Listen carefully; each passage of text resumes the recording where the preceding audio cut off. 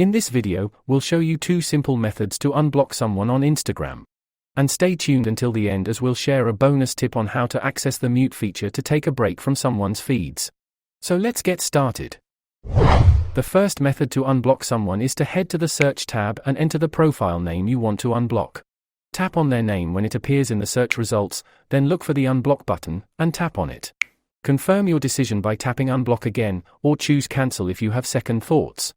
Alternatively, you can use the settings menu. Go to your profile tab in the bottom right corner, and tap the 3-line icon. Select settings and privacy, and scroll down to who can see your content. Open the blocked menu, find the user you wish to unblock, and tap unblock. Confirm your decision by clicking unblock once again. That's it. Now, here's a bonus tip on how to access the mute feature, which allows you to take a break from someone's feeds while still following them.